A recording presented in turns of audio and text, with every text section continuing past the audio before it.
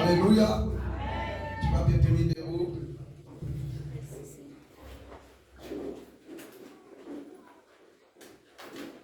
Peut-être, certainement, tu t'es venu en ce lieu ce matin avec toutes sortes de questions que tu t'es posées tout au long de cette semaine. Pour toi, peut-être, tu es venu en ce lieu ce matin ne sachant plus à quel sens vouer. Parce que constamment, tu es tourmenté par les esprits mauvais. Pour toi, tu es venu en ce lieu ce matin en n'ayant plus l'espoir. Pour toi, tout espoir est perdu. Pour toutes ces catégories de personnes qui se retrouvent dans ces paroles, je vais vous dire que c'est encore possible. Parce que celui pour qui nous sommes rassemblés en ce lieu ce jour, la Bible dit qu'il est le Dieu qui a des oreilles pour entendre. Il est le Dieu qui a la bouche pour parler. Il est le Dieu qui a les yeux pour voir. Et il connaît ta situation. Et parce qu'il connaît ta situation, je vais te demander ce matin de nous façonner puissamment. Parce que nous nous façonnons. C'est l'esprit qui t'a poursuivi jusqu'à ce lieu. Comment qu'elle lâchait le puissant des ténèbres. Qui t'a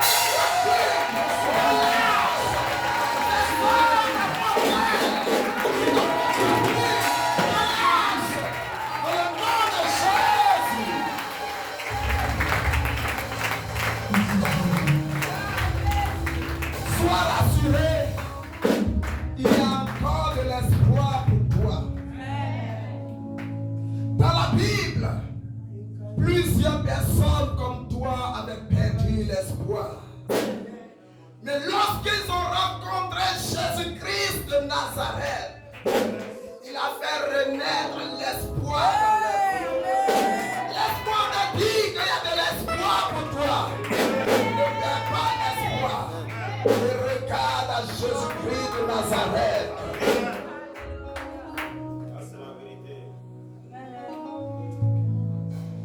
Sur ces paroles, nous allons incliner la tête et nous allons prier pour la parole. Tu vas dire au Seigneur d'éloigner de toi toute forme de distraction, d'incrédulité, de raisonnement, et que ce jour, sa parole, que la lumière t'éclaire.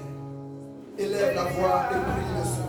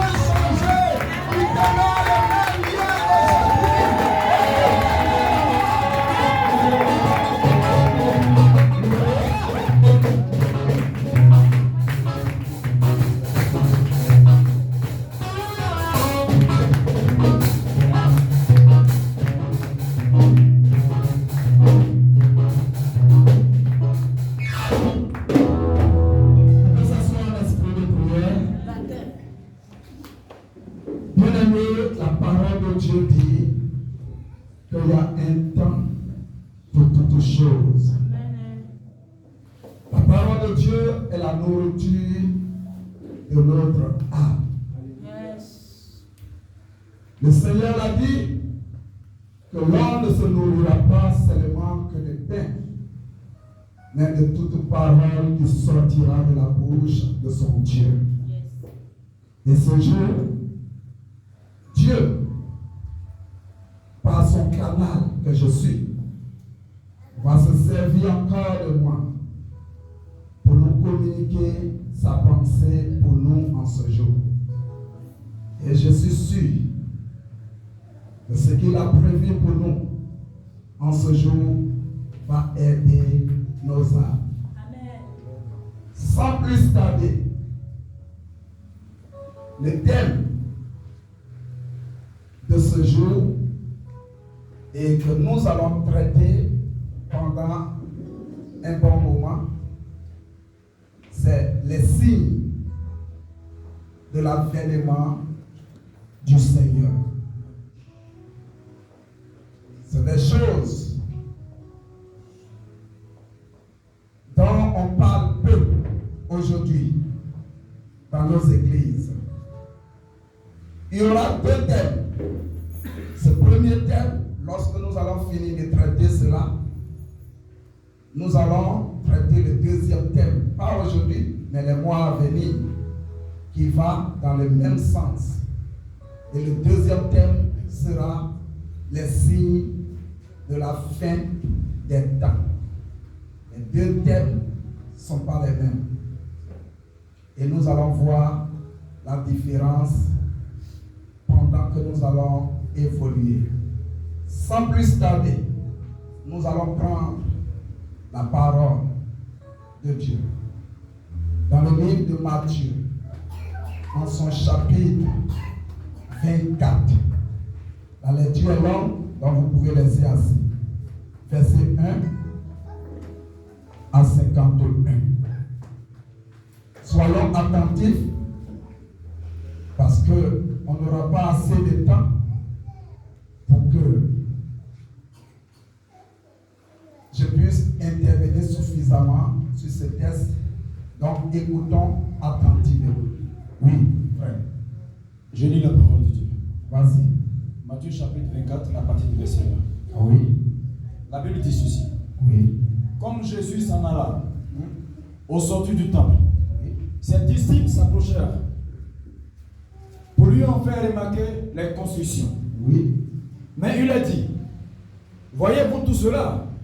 Je vous le dis en vérité, il ne restera pas ici pierre sur pierre qui ne soit renversé. Il s'assit sur la montagne des Oliviers et les disciples vinrent. En particulier, lui faire cette question. Dis-nous, quand cela arrivera-t-il? Et quel sera le signe de ton avènement et de la fin du monde? Oui. Verset 4. Jésus leur répondit, prenez garde, que personne ne vous séduise. Oui.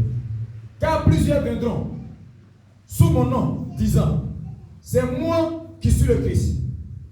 Et ils séduiront beaucoup de gens. Vous entendrez parler de guerre et de bruit de guerre.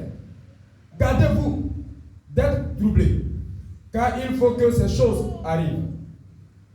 Mais ce ne sera pas encore la fin. Une nation se lèvera contre une nation, et un royaume contre un royaume.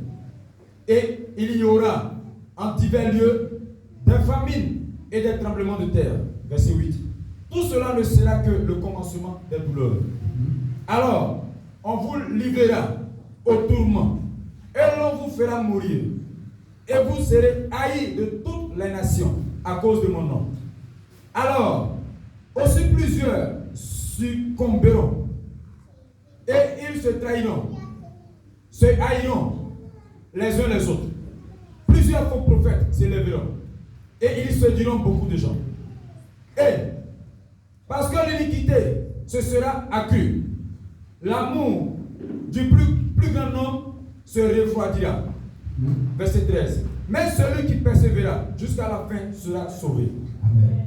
Cette bonne nouvelle du royaume sera prêchée dans le monde entier pour servir de témoignage à toutes les nations, alors viendra la fin. C'est pourquoi, lorsque vous verrez l'abomination à la désolation dont a parlé le prophète Daniel, établi en lieu saint, que celui qui lit fasse attention. Verset 16. Alors, que ceux qui seront en Judée fuient dans les montagnes, que celui qui sera sur le toit ne descende pas pour prendre ce qui est dans sa maison, et que celui qui sera dans le champ ne retourne pas en arrière pour prendre son manteau.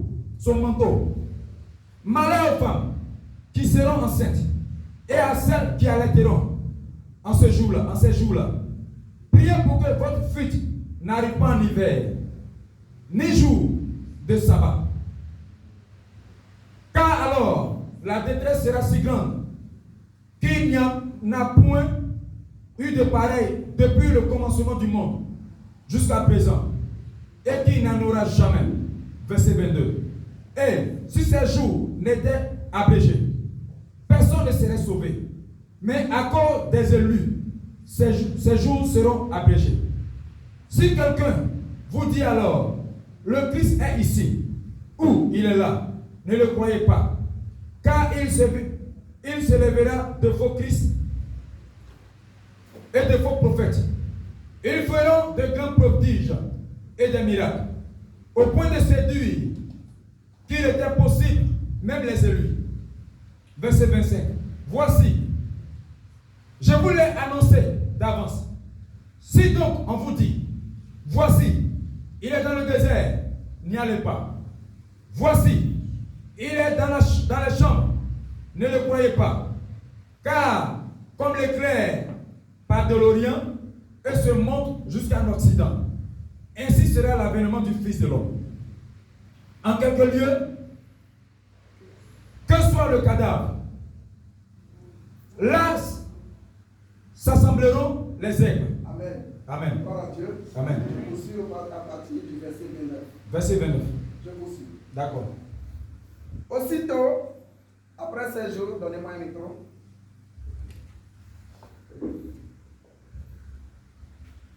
Verset 29.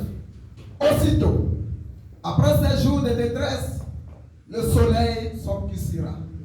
La lune ne donnera plus sa lumière. Les étoiles tomberont du ciel. Et les puissants des cieux seront ébranlés. Alors le signe du Fils de l'homme paraîtra dans le ciel. Toutes les tribus de la terre se lamenteront. Et elles verront le Fils de l'homme venant sur les nuées du ciel avec puissance et une grande gloire. Il enverra ses anges avec la trompette retentissant, et ils rassembleront ses élus des quatre vents depuis une extrémité des cieux jusqu'à l'autre. Instruisez-vous par une comparaison. Tirez du figuier. Dès que ses branches deviennent tendres et que les feuilles poussent, vous connaîtrez que l'été est proche. De même, quand vous verrez toutes ces choses, sachez que le Fils de l'homme est proche à la porte. Je vous le dis en vérité, cette génération ne passera point que tout cela n'arrive. Verset 35. Le ciel et la terre passeront, mais mes paroles ne passeront point. Verset 36. Pour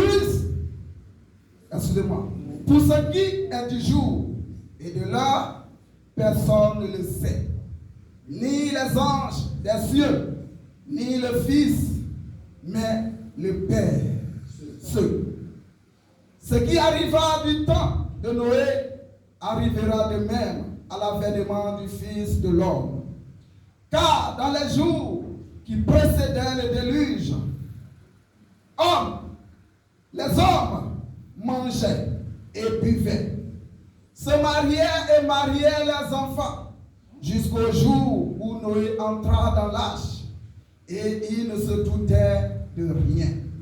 jusqu'à ce que le déluge vienne et les emporta tous. Il en sera de même à l'avènement du Fils de l'homme. Alors, de deux hommes qui seront dans un champ, l'un sera pris et l'autre laissé. De deux femmes qui moudront à la meule, l'une sera prise et l'autre laissée. Veillez donc, puisque vous ne savez pas quel jour votre Seigneur viendra. Sachez-le bien, si le maître de la maison savait à quelle heure, à quelle veille de la nuit le voleur doit venir, il veillerait et ne laisserait pas percer sa maison. C'est pourquoi vous aussi tenez-vous prêts, car le Fils de l'homme viendra à l'heure où vous n'y pensez pas. Quel est donc le serviteur fidèle et prudent que son maître a établi sur ses gens pour leur donner la nourriture au temps convenable? Heureux ce serviteur que son maître à son arrivée trouvera. Faisant ainsi, je vous le dis en vérité, il l'établira sur ses biens. Mais si un méchant serviteur qui dise en lui-même, mon maître tarde à venir, s'il se met à battre ses compagnons, s'il mange et boit avec les ivrognes, le maître de ce serviteur viendra le jour où il ne s'y attend pas, et à l'heure qu'il ne connaît pas. Il le mettra en pièces et lui donnera sa part avec les hypocrites. C'est là qu'il y aura des pleurs et des grincements de dents. Amen. Amen. Gloire à Dieu. Amen. La lecture est longue, mais nous allons toucher quelques points qui sont très importants, sinon que tous les points dans ce texte sont importants. Comme je l'ai dit, le thème, c'est les signes de l'avènement du Seigneur. La Bible nous dit que Jésus-Christ sortait du temple avec les apôtres. Et les apôtres vont attirer l'attention du Seigneur sur la beauté du temple et les belles constructions qui étaient dans cette ville. La réponse du Seigneur, il va leur dire, toutes ces choses que vous voyez, ces belles constructions que vous voyez, toutes ces choses, rien ne restera ici, pierre sur pierre, qui ne soit renversé. Ce qui veut dire en d'autres termes, tout disparaîtra. Alors, cette réponse a étonné les disciples et a même temps attiré leur attention. Ils vont lui dire, Maître, dis-nous alors quel sera le signe de ton avènement. Alors, Jésus a trouvé la question très importante et même primordiale. La Bible dit qu'il va aller s'asseoir sur le mont des Oliviers. Et il va commencer à donner les différents signes qui vont précéder son avènement. Il dit, prenez garde que personne ne vous séduise. Car les temps viennent où les faux prophètes se lèveront. Et leur but sera de séduire plusieurs personnes.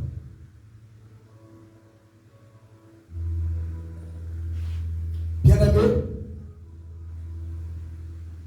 je voudrais m'attarder sur ce point.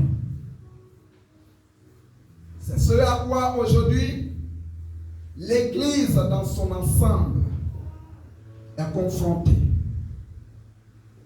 De nos jours, nous ne savons plus qui est qui et qui est de Dieu, qui dit vrai et qui fait l'œuvre de Dieu véritablement. Et à cause de cela, la foi du plus grand nombre, comme cette parole vient de le dire, a refroidi. Certains chrétiens ont même pris la résolution de ne plus fréquenter une communauté.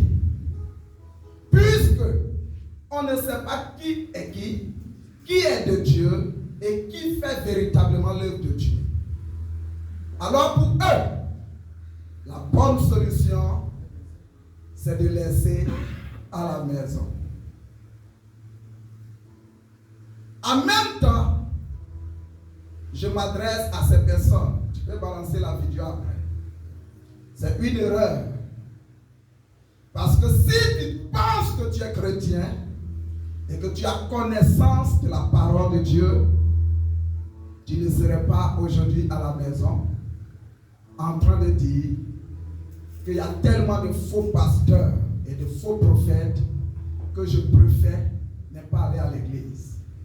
Cela prouve que tu n'as pas connaissance de la parole de Dieu. Amen. Si tu avais la connaissance de la parole de Dieu, tu ne serais pas assis ou assise à la maison en train de dire que je ne vais plus dans une église parce que tous sont pareils. Au contraire, quand on se rend compte que on ne sait plus qui est qui et qu'il y a plusieurs faux prophètes, faux docteurs, même les archibishops qui ont envahi le monde, on doit revenir à la parole. Seigneur, qu'est-ce que tu avais dit au sujet de ce que le monde est en train de connaître maintenant, de ce que l'Église dans son ensemble est en train de traverser maintenant? La réponse est ici. Plusieurs faux prophètes viendront sous mon nom. Ils feront beaucoup de prodiges et de miracles.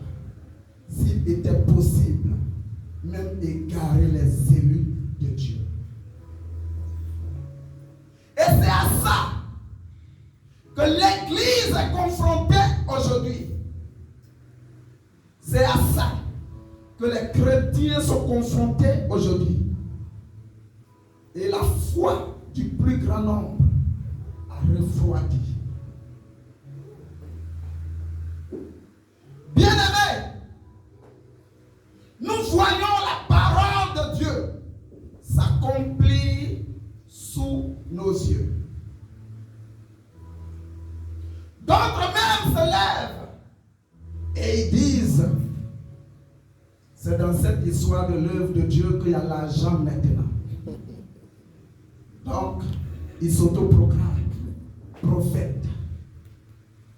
Et si il est trop fâché, il se donne en même temps, je ne sais pas s'il faut dire la grade ou le grade de archibishop.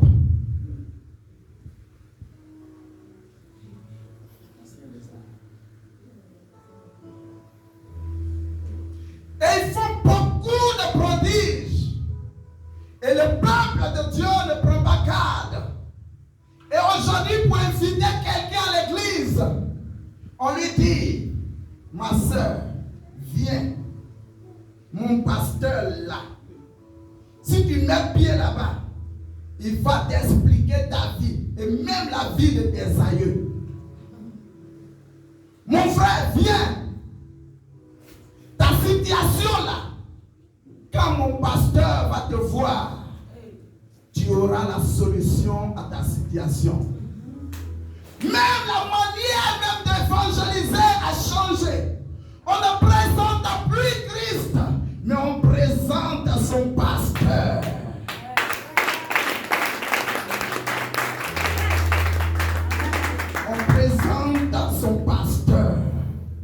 on parle de ce que son pasteur est capable de faire.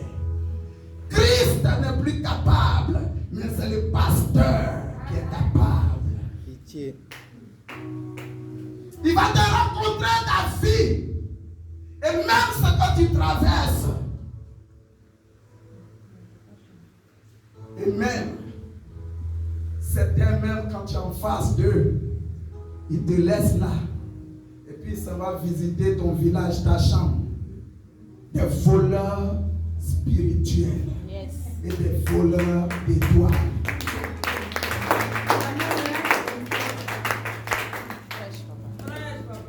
Et ne soyez pas étonnés que ce qu'il dit est vrai. Mais même le diable fait des miracles. Et le Seigneur l'a dit ici, ils feront beaucoup de prodiges et de miracles. Donc si tu expliques quelque chose que tu vis déjà, où est-ce qui étonne? Où est-ce qui te bouleverse? Quelqu'un qui te laisse en face de lui et qui s'en va jusqu'à ton domicile, qui parcourt ton placard, ça veut dire qu'il est capable de voler ton étoile.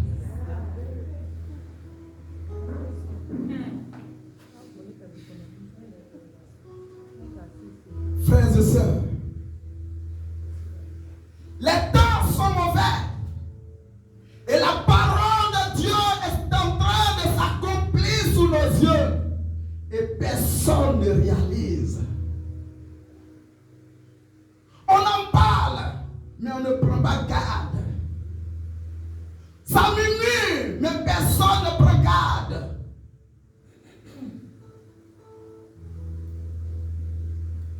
Quand on prend la ville de Casa, je ne sais même plus le nombre d'églises ici.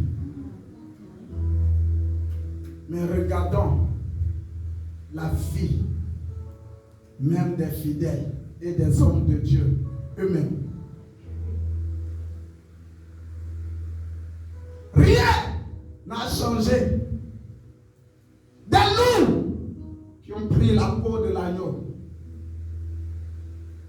Parce que la prédication même ne peut rien changer dans la vie de quelqu'un.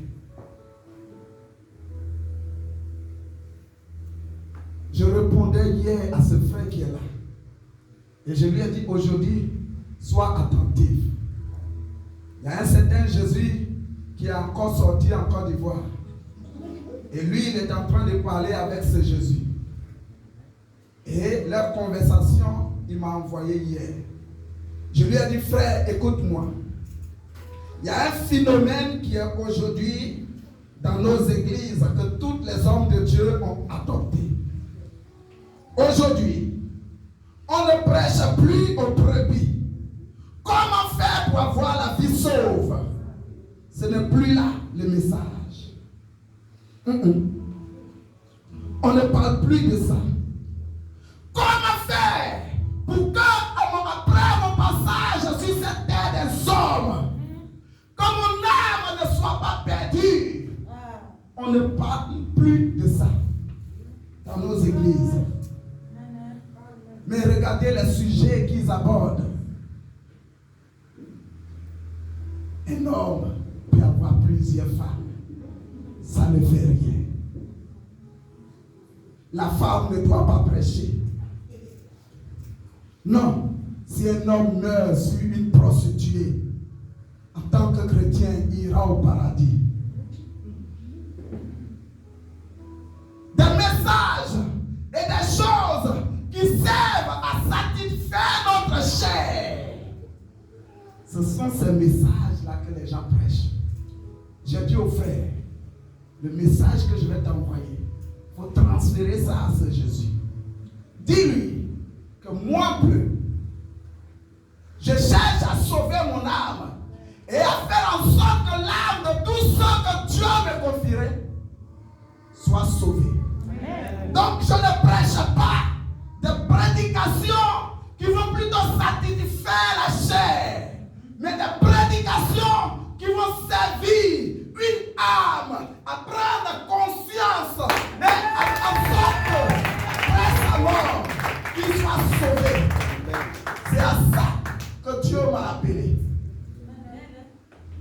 ne m'a pas appelé pour te dire que tu vas te marier. Mon œil. Il ne m'a pas appelé pour te donner prophétie que tu vas voyager. Mon œil.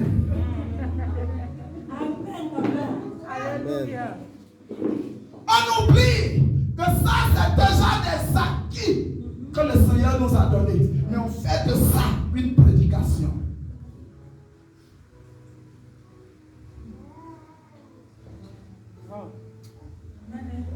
Frères et sœurs, ne soyons pas étonnés. C'est la parole de Dieu qui s'accomplit sous nos yeux. Le Seigneur avait prédit toutes ces choses. Il avait prédit toutes ces choses.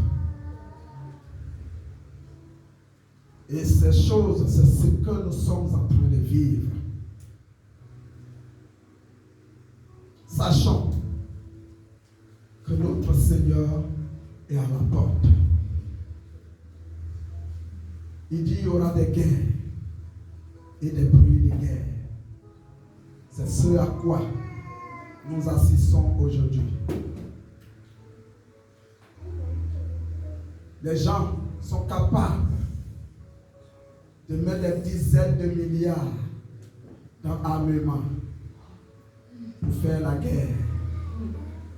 Pendant que dans leur nation, pendant que dans les pays qui gouvernent, il y a des gens qui à peine gagnent au moins un repas par jour.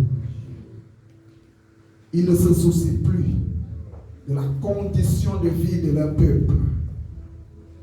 Chacun veut paraître. Et pour paraître, il faut être armé. Et pour être armé, il faut beaucoup d'argent. Aujourd'hui, on n'entend plus parler de la paix dans le monde. Il y a un trouble total dans le monde entier. Les gens se préparent à faire du mal. Les gens se préparent à verser le sang. Les gens se préparent à tuer.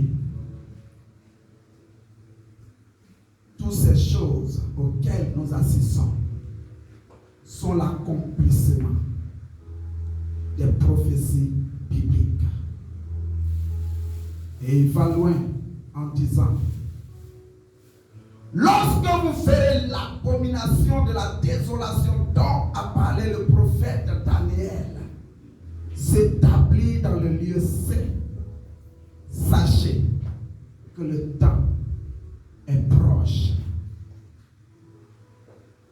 C'est quoi l'abomination de la désolation?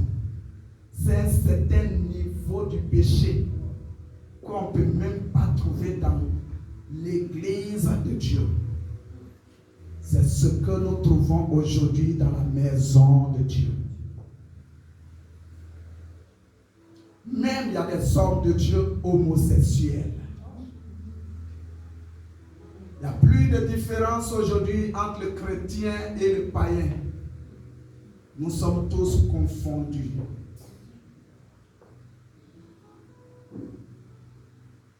La séduction a atteint un niveau pas possible.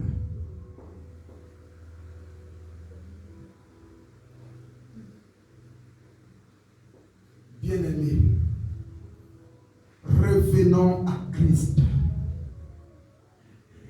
Revenons à Christ. Prenons garde. Ne succombons pas à toutes ces tentations et ces séductions.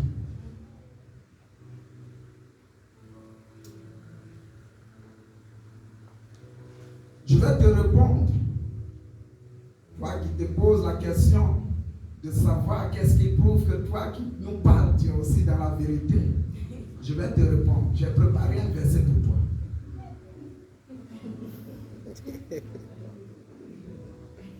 La séduction par son plein. une réponse ici. Parce que le Seigneur a dit à la fin, qui est ce serviteur que à la fin des temps je trouverai en train de faire ma volonté, prêcher la parole qu'il faut. Donc pour reconnaître celui qui est de Dieu, c'est la qualité du message qu'il prêche. Alléluia. Il a donné une parole.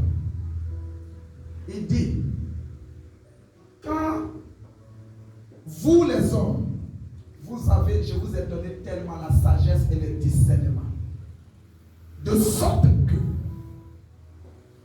quand c'est l'été, vous savez que c'est l'été.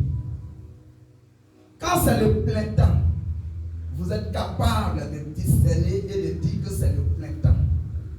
Quand c'est l'hiver, vous êtes capable de savoir que c'est l'hiver. Cette sagesse et l'intelligence que Dieu t'a donnée peut aussi te permettre de savoir qui est de Dieu et qui n'est pas de Dieu. Amen. Ça peut aussi t'aider à savoir que les temps que nous vivons sont des temps où les prophéties bibliques sont en train d'être accomplies.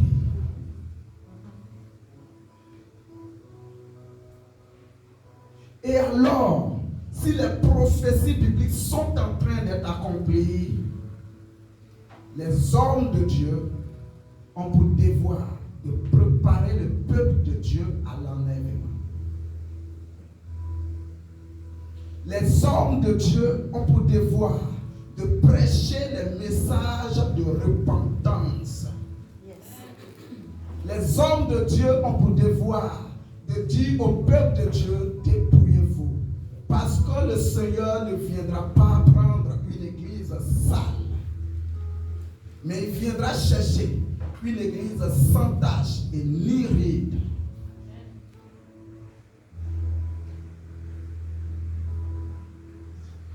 Ouvrons nos yeux. Ouvrons nos yeux. Le ciel et la terre vont passer. Tous ceux après quoi nous courons, ces choses passeront. Mais la parole de Dieu ne passera point. Alléluia. Amen. Toi, tu mourras même avant l'avènement du Seigneur. Et ces choses après quoi tu cours, de sorte que tu es prêt à tout pour avoir, tu vas les laisser pour partir. Nous avons un exemple hier en Côte d'Ivoire. Les milliards de bétiers n'ont pas suffi pour les sauver.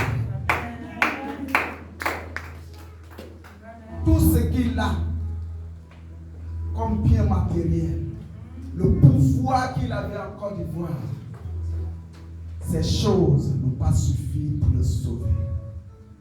Pourquoi? Parce que l'heure de celui qui tenait son souffle de vie avait sonné.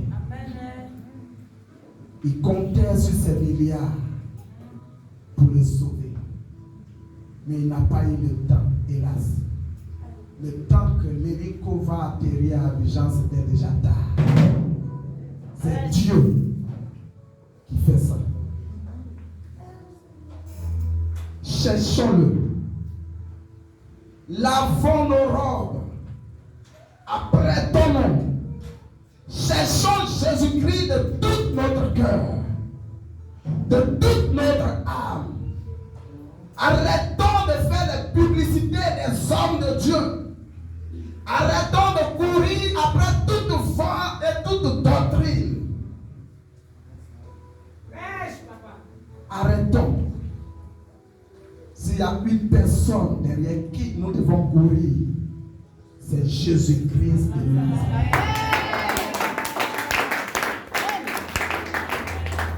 S'il y a une personne dont nous devons faire sa publicité, c'est Jésus-Christ de Nazareth.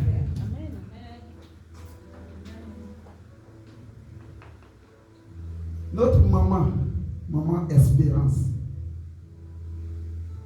elle était bouleversée aussi cette semaine. Je crois le dimanche soir, elle m'a balancé une vidéo. Papa, écoute cette vidéo et réponds-moi. Est-ce que cet homme de Dieu est dans la vérité ou pas? Je sentais que la sœur a été prise dans le piège. Je sentais que sa foi avait basculé par la prédication et l'intervention de cet homme de Dieu. J'ai écouté la vidéo toute la nuit, le lendemain, lundi, j'ai terminé.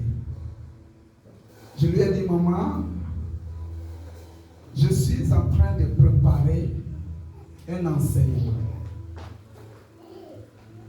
qui va parler des signes qui vont précéder l'avènement du Seigneur. Je voudrais que tu sois là. Ça va t'aider. Mais, maman, si cet homme de Dieu était honnête avec lui-même, aujourd'hui, normalement, il ne serait pas chrétien. Il devait rétrograder. Parce que cet homme, ce prophète, jusqu'à là, il est encore prophète.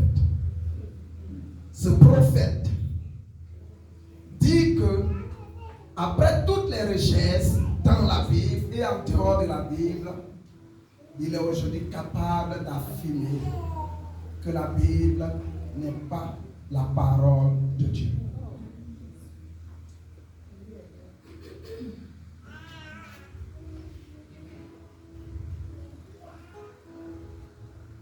Et que dans nos églises, nous devons plutôt nous appuyer sur le Saint-Esprit pour prêcher et non pas sur la Bible. Parce que la Bible n'est pas la parole de Dieu. Parce que selon lui, il y a beaucoup de contradictions dans la Bible. En un mot, il a mis en doute la véracité, l'authenticité de la parole de Dieu.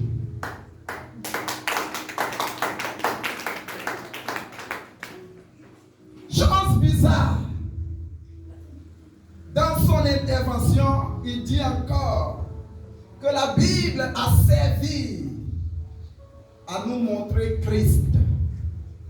La Bible a servi à nous dire que le Saint-Esprit existe. Alors si nous avons connaissance que Christ existe et que le Saint-Esprit est là, nous n'avons plus besoin de la Bible. Il suffit simplement de s'appuyer sur le Saint-Esprit et prêcher sans regarder dans la Bible qui n'est pas d'ailleurs la parole de Dieu. Mais là où il se contredit, que la maman en l'écoutant n'a pas fait attention. Quand il dit que la Bible n'est pas la parole de Dieu, qu'est-ce qui t'a permis de savoir que Dieu existe? Qu'est-ce qui t'a permis de savoir que le Saint-Esprit existe? Qu'est-ce qui t'a permis de savoir que Jésus-Christ lui-même a existé et qu'il est mort à la croix? Il me dira certainement que c'est ici qu'il a regardé. Si c'est ici que tu as regardé, ça veut dire que ce que tu dis aussi, on doit mettre cela en doute, puisque ça n'est pas la parole de Dieu. Ils sont devenus fous, dépouillés de leur sens et de la vraie connaissance. Ils s'appuient sur leur intellect. Ils pensent que la parole de Dieu, c'est avec ton niveau d'études que tu vas prendre pour venir parler. Yes. Tu te trompes. La connaissance que tu as acquis à l'école ne te permet pas de venir interpréter la parole de Dieu. Amen. Si tu t'appuies sur cette connaissance charnelle, tu viendras ici et tu trembleras, tu diras de n'importe quoi. Vérité. Prêche, papa. C'est pourquoi ne regardez pas à ce qui frappe à l'œil. Yes. Regardez d'abord ceux que le Seigneur a choisis. La plupart étaient des gens sans instruction. Même quand il a envoyé Samuel d'aller choisir le roi d'Israël qui allait succéder Saül. La Bible dit que même le grand Samuel s'est trompé. Il a regardé à ce qui frappait à l'œil. Dieu lui a dit, tu te trompes, ce n'est pas celui-là que j'ai choisi.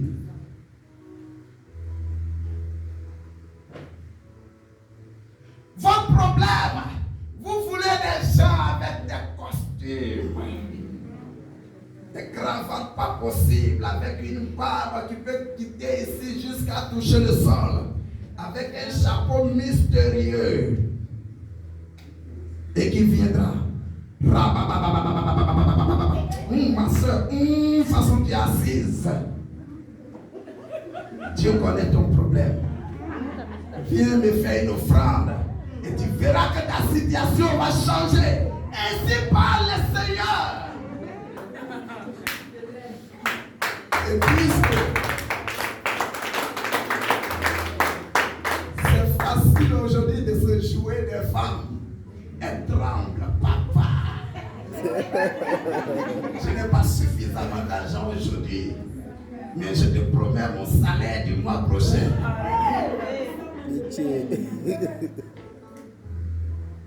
Malheur à moi si je change ce que Dieu m'a demandé de prêcher. À cause de mon ventre et de mon bien-être, malheur à moi que le Seigneur enlève mon souffle de vie. Il m'a donné mes membres pour travailler. Aussi longtemps que j'aurai la santé, je préfère lutter dur pour manger que de me cacher derrière le nom de Dieu pour venir escroquer les gens.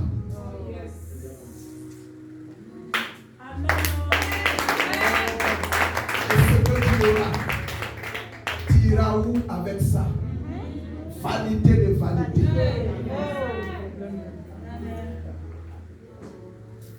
Le diable trompe beaucoup de personnes. Beaucoup de personnes, soi-disant hommes de Dieu, entre guillemets. Eux aussi, ils ont pour mission de tromper le peuple de Dieu et les dépouiller.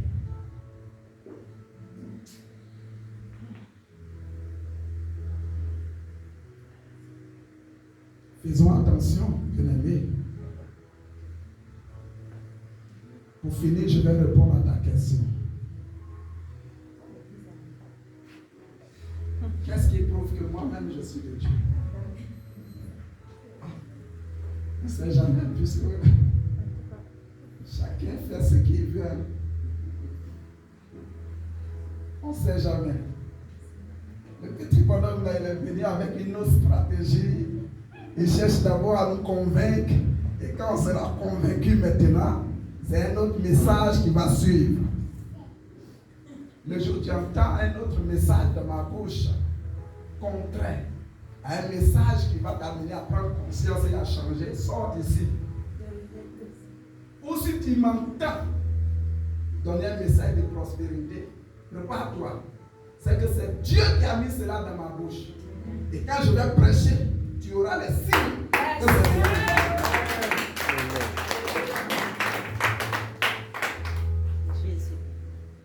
Matthieu 7.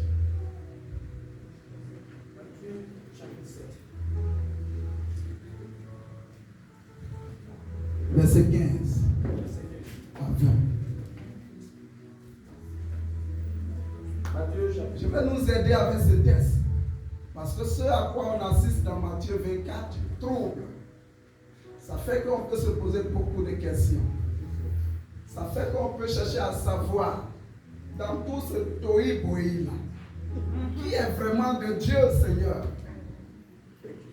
Nous avons la réponse ici. Matthieu chapitre 7, verset 15. Oui. J'ai lu la parole de Dieu. Oui. Gardez-vous des faux prophètes. Il revient encore dessus. Gardez-vous des faux prophètes. Ils viennent à vous en vêtements de brebis.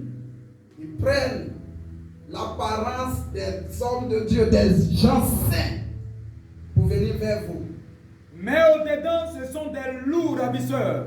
Mais en réalité, au-dedans, à mot terre à terre, ils ne sont pas de Dieu. Verset 16. Oui. Vous les reconnaîtrez à leurs fruits. Ah. Écoute-moi bien maintenant. Cueille-t-on des raisins? C'est à leurs fruits que vous les reconnaîtrez. Oui. Cueille-t-on des raisins sur des épines? Il donne maintenant une parabole qui va aussi nous aider. Oui. Ou des figues sur des charbons? Oui. Tout bon arbre Tout bon arbre porte de bons fruits. porte de bons fruits, Mais le mauvais arbre mais le mauvais arbre porte de mauvais fruits. porte de mauvais fruits. Un bon arbre Un bon arbre ne peut porter de mauvais fruits. ne peut pas porter de mauvais fruits, jamais. Ni un mauvais arbre Ni un mauvais arbre porter de bons fruits. porter de bons fruits, jamais. C'est sa nature. Tout arbre qui ne porte pas de bons fruits Tout est arbre. coupé et jeté au feu. Oui. C'est donc à leurs fruits C'est donc à leurs fruits. que vous les reconnaîtrez. On reprend encore. Verset 20. Écoute-moi, pour toi qui n'écoutais pas.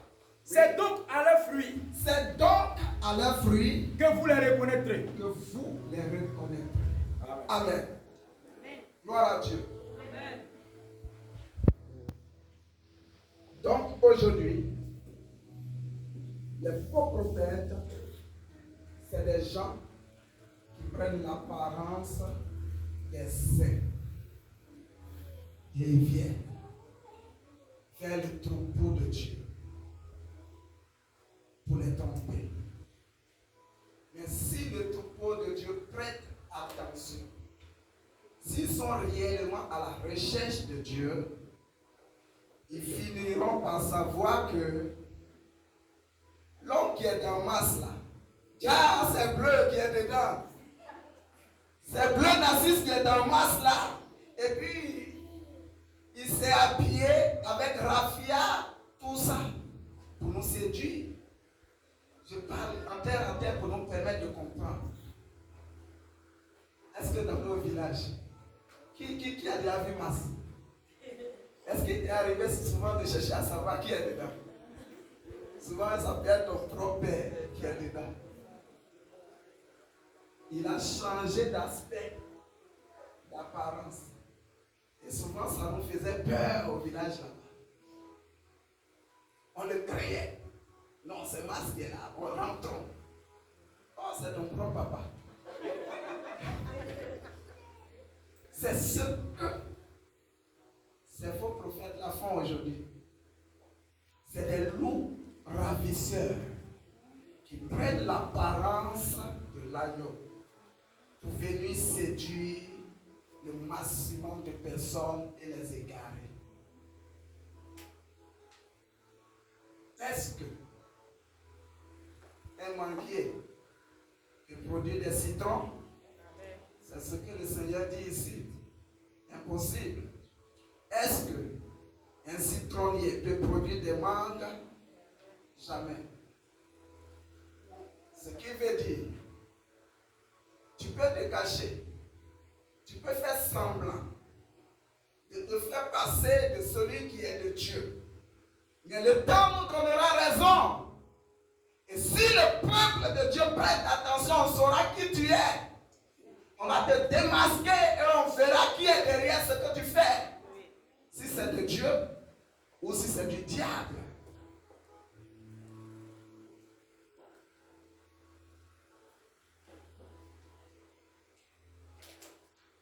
Pour finir, maman Espérance, je te réponds encore. Tu as une mamite à la maison, non? Quand tu prépares dans ta mamite et que tu finis de manger, tu jettes la mamite. L'homme de Dieu qui t'a suivi, il dit que il n'a pas appelé ça la Bible. Ce livre-là lui a permis de savoir qui est le Saint-Esprit et qui est Jésus. Donc ça suffit. Lui, il va s'appuyer sur le Saint-Esprit pour prêcher. C'est ce qu'il est en train de te dire au fait. Que quand il finit de préparer dans sa mamite, là, il n'a plus besoin de la mamite, là, il jette la mamite, là, que lui utile pour lui. C'est possible? Vous les reconnaîtrez à leurs fruits. Frères et sœurs, cessons de courir après les prophéties. Cessons de courir après les miracles. C'est bien bon. Notre Dieu est un Dieu de miracles. Notre Dieu est un Dieu à qui rien n'est caché. D'ailleurs, moi-même, ma prière est que Dieu m'utilise dans les dons de guérison de beaucoup de choses. C'est ma prière. C'est bon pour la croissance de l'Église. Mais aussi longtemps qu'il y a certains dons que Dieu ne m'a pas donnés, je ne viendrai pas ici regarder ton apparence et mentir, fabriquer des prophéties pour te donner. Ça va me donner quoi?